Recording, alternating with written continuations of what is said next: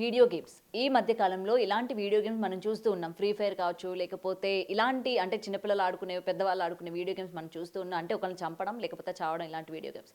ఈ మధ్య కాలంలోని అంటే ముఖ్యంగా ఆల్రెడీ ఒక వీడియో అయితే ఇప్పటికి నెట్టింట వైరల్‌గా మారింది. తిరుపతికి సంబంధించిన వీడియో గేమ్ లాంటిది ప్రవేశపెట్టడం కూడా జరిగింది. అంటే గర్భగుడి అంటే దేవాలయం స్టార్టింగ్ నుంచి గర్భగుడి వరకు ఎలా వెళ్ళాలి? ఏం చేయాలి? ఎటువంటి కార్యక్రమాలు చేయాలి? అనే దానిపైన ఒక వీడియో గేమ్ లాగా తీసుకురావడం కూడా జరిగింది. అయితే ఇది ఎంతవరకు కరెక్ట్? ముఖ్యంగా దేవాలయాలపైన, దేవుళ్ళపైన ఈ విధంగా వీడియో గేమ్స్ రూపంగా బయటకు ప్రవేశపెట్టడం అనేది ఎంతవరకు కరెక్ట్ అన్న విషయాలు తెలుసుకుంది. ఇవాళ మనతో పాటు సీనియర్ జర్నలిస్ట్ దుర్గా వడ్లంనేని గారు ఉన్నారు. మ్యామ్ నమస్తే. నమస్తే అండి.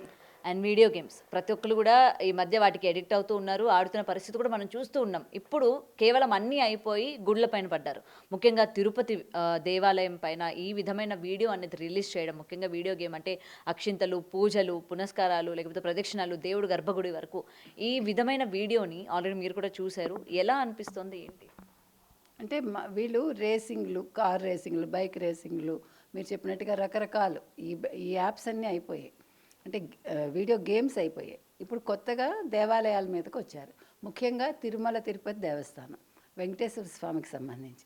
అంటే నేను అనేది ఏంటంటే, ఇప్పటికే హిందూ మతాన్ని, హిందూ సంప్రదాయాన్ని, హిందూ సంస్కృతిని ప్రతివాడు చాలా తేలిగ్గా తీసుకుంటున్నాడు. అంటే వేరే మతాల వాళ్ళేమో ఇందులోంచి అన్నీ అనుకరిస్తారు, కానీ హిందూ మతంలో ఉండకండి అని చెప్పి వీళ్ళని కన్వర్ట్ చేస్తారు. మల్లెపూల మీద ఒకళ్ళు మాట్లాడతారు, మల్లెపూలు పెట్టుకుంటే వాళ్ళు బజారు మనుషులని, ఇంకొకళ్ళు బొట్లు పెట్టుకుంటే తప్పని అంటారు. ఈ స్థితిలో అంటే మనం చెప్పేది ఏంటంటేనండి, మీరు ఒక ప్రమోషన్ కోసమో లేదు డబ్బులు సంపాదించడం కోసమో ఎంత దారుణానికి దిగుతున్నారో మనం చూస్తున్నాం. అయితే ఇది మంచిదే కదండి, దేవుడి దగ్గరికి వెళ్ళాక ఎలా చేయాలో చూపిస్తున్నారు కదా. నువ్వు చూపించకపోతే తెలీదా హిందువులకి?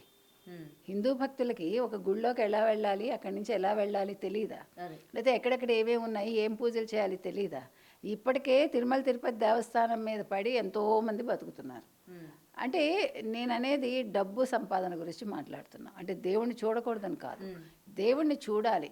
యాక్చువల్గా మీకు దేవుణ్ణి ఎందుకు గర్భగుడిలో మనకి వెంటనే చూపించరు? దానికి ఒక తెర కడతారు, పద్ధతులు ఉంటాయి, నియమాలు ఉంటాయి. ఈయనెవడండి అసలు ఇది చేసిన వాళ్ళు ఎవరు, ఆడో మగో మనకు తెలియదు. ఒక పాప, ఫస్ట్ పాపని చూపిస్తారు. ఆ పాప వెళ్తూ ఉంటుంది. ఆ పాపకు ఒక డ్రెస్ వేశారు. ఏం డ్రెస్ వేశారు? ఒక ప్యాంటు షర్టు లాగా వేశారు. కనీసం అక్కడ అమ్మాయికి ఒక లంగా జాకెట్ వేయాల, ఒక పట్టు లంగా పట్టు జాకెట్టు వేయొచ్చు, అది కూడా వేయాల. మీరు గమనిస్తే ఒక పోనీటైలు, ఒక పాప షర్టు ప్యాంట్, చెప్పులు కూడా చెప్పులు వేసుకుంది, షూజో చెప్పులో వేసుకుంది. అంటే గుళ్ళోకి అలా వెళ్తారా? ఆ మధ్యన చెప్పులు ఎవడో వేసుకున్నాడు, పెద్ద గందరగోళం అయింది. అంటే నేను అనేది ఏంటంటే, శాంక్టిటీ ఏది, ఎందుకు పాడు చేస్తున్నారు? మీరు ఒక గర్భగుడి గురించి కానీ మీరు అసలు ఎందుకు చూపిస్తారు? ఏమండి ఇప్పుడు మీరు ఒక చర్చికి వెళ్ళగలరా? మీరు కొన్ని చర్చెస్కి మిమ్మల్ని అసలు బయట నుంచి లోపలికి రానివ్వరు. కానీ ఎవడు పడితే వాడు వీడియోలు చేయటం ఏంటండి? దాని మీద వీడియో గేమ్ చేయడం ఏంటి? అడిగేవాడు లేడా? టీటీడీ వాళ్ళు దీని మీద దృష్టి పెట్టాలి, దీన్ని బ్యాన్ చేయాలి ఫస్ట్. ఎందుకంటే 14 సెకండ్స్ తర్వాత ఒక అబ్బాయి వస్తాడు. అంటే ఇద్దరికి సమన్యాయం అనమాట. అమ్మాయి అబ్బాయి ఇద్దరిని చూపించారు. మొత్తం 43 సెకండ్స్ అంత ఉంది నిడివి గల వీడియో. ఈ పాటికి ఎన్ని లక్షలు సంపాదించుకున్నాడు? డబ్బు సంపాదనకి మీరు గుళ్ళని వాడద్దు, మీరు హిందూ దేవాలయాల జోలికి వెళ్ళొద్దు. ఇది వెంటనే వీడియో గేమ్ని వాళ్ళు ఏమనాలి, బ్యాన్ చేసేయాలి. అండ్ ముఖ్యంగా తిరుపతిని టార్గెట్ చేయడానికి గల కారణాలు ఏంటి మేడం? అంటే మీకు ఈరోజు ఒకప్పుడు వాటికాన్ అండి నెంబర్ 1.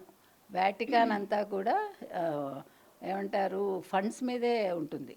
వాటికాన్ నుంచి మీకు భారతదేశానికి చాలా ఎన్జిఓస్కి, లేదంటే ఇగో ఇట్లా మత మార్పులకి డబ్బులు వస్తున్నాయని ఒక అపవాదం ఉంది. సో ఇక్కడ క్రిస్టియానిటీ పెంచుతున్నారు. కానీ ఇప్పుడు తిరుమల తిరుపతి దేవస్థానం అంటే ఎక్కువ ధనవంతుడైన దేవుడు ఎవడంటే వెంకటేశ్వర స్వామి. సో దాని మీద వీడియో చేసుకుంటే వీళ్ళకి డబ్బులు వస్తాయి కదా. ఓకే, అంటే రీజన్ అంతకంటే ఉండదు. ఇప్పుడు శ్రీ వెంకటేశ్వరం మీద ఒక పాట మీద మొత్తం చేశాడు, అది 43 సెకండ్స్. నేను అనేది ఆ పాట మీద వీడియో గేమ్ ఎలా చేస్తారు, ఆ పాట అలా వాడచ్చా, అదొకటి. అది 2 వాడుకుంటే వాడుకున్నారు, అసలు వీడియో గేమ్ చేయటం ఏంటి? సో దీన్ని ఫస్ట్ బ్యాన్ చేయాలి. టీటీడీ చైర్మన్ కావచ్చు, ఈఓ కావచ్చు, ప్రతి ఒక్కళ్ళు ఇవన్నీ గమనించాలి. అంటే నేను అనేది మీకు 100 ఒత్తిళ్ళు ఉంటాయండి, ఉన్నా కూడా మీకు గుడికి సంబంధించి ఏ ఒక్క అంశానికి ఎవరికి పేటెంట్ ఉండదు, ఎవ్వడికి ఉండదు. అది చెప్తున్నాను నేను. తర్వాత మీరు అన్నారు ఇందాక ఎవరు చూసినా వీడియోలు చేసుకోవటం లేకపోతే రీల్స్ చేసుకోవటం. ఒకటి మన రెండోసారి ఈవిడ వెళ్ళారు దివ్యల మాధురి. ఆవిడ వెళ్ళి మెట్లు దిగుతూ ఒక ఆవిడ అంటే హాఫ్ శారీ వేసుకుని ఆవిడ రీలు. నేను అనేది ఏమనుకుంటున్నారు మీరు, గుళ్ళకెళ్ళేది మీ ఫ్యాషన్ షోలు చేయడానికా?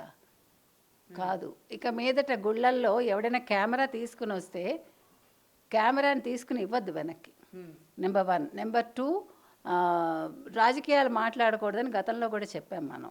రోజా లాంటి వాళ్ళు నిమిషానికోసారి వారానికోసారి మీకు గుర్తుంటే కనుక అయితే ఆవిడ అధికారంలో ఉండగా వారం వారం అక్కడికి వెళ్ళటం, 30 టికెట్లు 50 టికెట్లు 60 టికెట్లు అమ్ముకోవడం, వాళ్ళని పులోమని వేసుకుని దేవుడి దగ్గరికి తీసుకెళ్ళడం.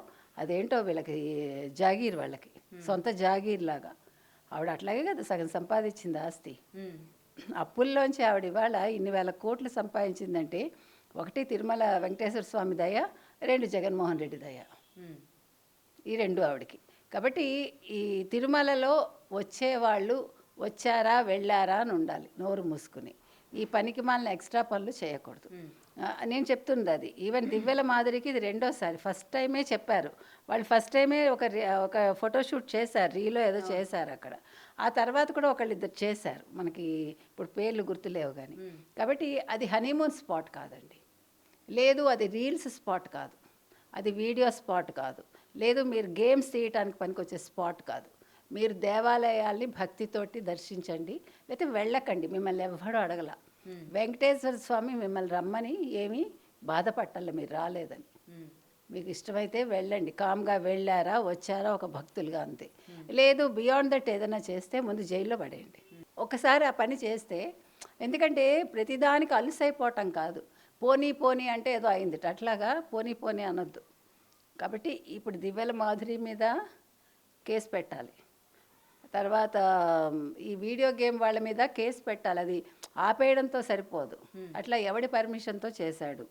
ఒకవేళ ఇంకొకటి మేడం, అక్కడ రీల్స్ చేస్తున్నప్పుడు ఆల్రెడీ గతంలో వాళ్ళకి వార్నింగ్ ఇవ్వడం కావచ్చు, ఇలాంటి రీల్స్ కావచ్చు, లేకపోతే దేవాలయం దగ్గర ఇలాంటివి చేయొద్దు అని చెప్పి స్ట్రిక్ట్ వార్నింగ్ ఒకసారి ఇచ్చారు, వదిలేశారు. మళ్ళీ వీళ్ళు రీల్స్ చేసినప్పుడు అక్కడికి వచ్చిన మనుషులు ఫోన్ ఎందుకు తీస్తున్నారు, వీడియోలు ఎందుకు తీస్తున్నారు అని చెప్పి అక్కడే ఆపే ప్రయత్నం చెయ్యట్లేదు అని కూడా ఇక్కడ ఒక క్వశ్చన్ కూడా రైజ్ అవుతూ ఉంటుంది కదా. మరి అంటే అక్కడ టీటీడీ చాలా నిర్లక్ష్యంగా వ్యవహరించడం వల్లనే మళ్ళీ మళ్ళీ ఇవి రిపీట్ అవుతున్నాయి అని కూడా అనుకోవచ్చా? అంటే మనం చెప్పలేమండి. ఇప్పుడు అప్పటికి ఇప్పుడు చూడండి, క్రిస్టియన్ ఎంప్లాయీస్ 400 పైచీలకు తీసేశారు. మరి ఇంకా ఎవరైనా ఉన్నారా, చూసి చూడనట్టు వదిలేస్తున్నారా? అంటే నిర్లక్ష్యం పెద్దవాళ్ళ వైపు ఉండదు కదా. వాళ్ళకి ఏముంది, వాళ్ళ పైన ఉంటారు, మిగతా చూసుకుంటారు. ఈ కింద తరగతి ఉద్యోగులు ఎవరైతే ఉంటారో వీళ్ళు ఏమైనా ఆశపడి నోర్లు మూసుకుంటున్నారా? అది గమనించాలి మనం. చేతివాటాలు ఉంటాయి కదండి, లేదు మనకి అమ్యామ్యాలు అనేవాళ్ళు ఇదివరకు, అట్లా ఇస్తే నోర్లు మూసుకుంటున్నారా? సో ఏది ఏమైనా దీని మీద టీటీడీ కట్టడి చేయాలండి ఖచ్చితంగా. ఇంకొకసారి అసలు తిరుమల తిరుపతి దేవస్థానానికి సంబంధించి ఎటువంటి కాంట్రవర్సీ రావడానికి వీల్లేదు. ఎంత స్ట్రిక్ట్గా నియమాలు పెడితే అంత మంచిదని నా ఉద్దేశం. అండ్ వీడియో గేమ్స్ చేసే వాళ్ళకి కూడా నెక్స్ట్ రానున్న రోజుల్లో ఏం చెప్తారు?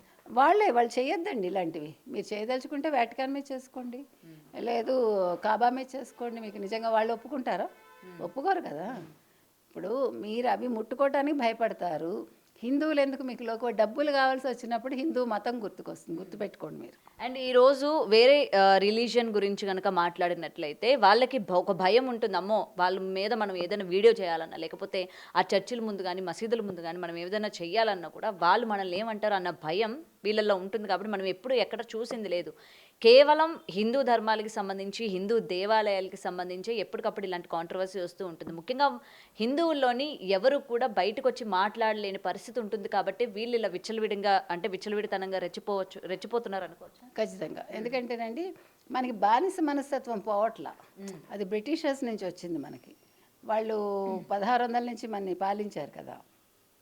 ఆ మనస్తత్వం ఏమవుతుందంటే, సర్లే పోన్లే, ఇక్కడ చాలా అంశాలు ఉంటాయి. ఒకటి మనవాడని కావచ్చు, అంటే సాధారణంగా, లేదు సర్లే వాడు ఏదో మనకి ఇస్తాడు అనుకోవచ్చు, లేదు ఏదో చేసుకుంటున్నారులే ఇప్పుడు ఏమైంది అంటే ఆ దేవుడి మీద సరైన భక్తి లేకపోవడం.